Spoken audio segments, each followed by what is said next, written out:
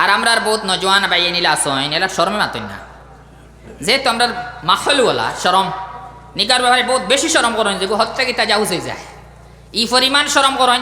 গুনাত পড়তে শরম নাই, নিকা করতে আবার বহুত বেশি শরম করিলেন। আসলে তো কোনো শরমও নাই, গুনাতেই তো বাস্তা এগো ফর্জ। এক মানুষের জানা আছে আমি মোহর দিতে পারমু, এক মহিলারে আনিয়ে আমি ইজ্জতর সহিত রাখতে পারমু, আর যদি ইলা আমি না করিতে গুনাত পড়মু, আমার চোখ বসাইতে পারতাম না, আমি জিনাতেই বাঁচতে পারতাম না। তার লাগি তো নিকা করা ফর্জ আসলো। ফর্জ হুকুম সারলে গুণা হয় না নি?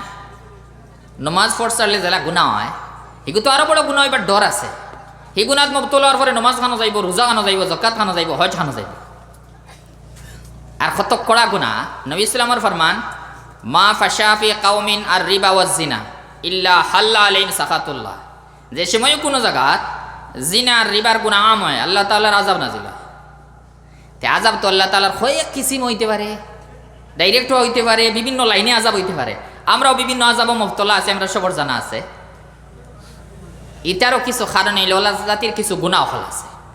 আমরা প্রত্যেক গার্জেন সতর্ক হওয়ার দরকার, যে সময় আপনার ছেলে নিকাহর উপযোগী হয়ে গেছে, নিকাহ করতে পারবো, তারই ব্যবস্থা আছে, এই সময় আপনি ফাঁসির আরও কিচ্ছু মনে নিয়া নিকাহর ব্যাপারে দেরি করবা না।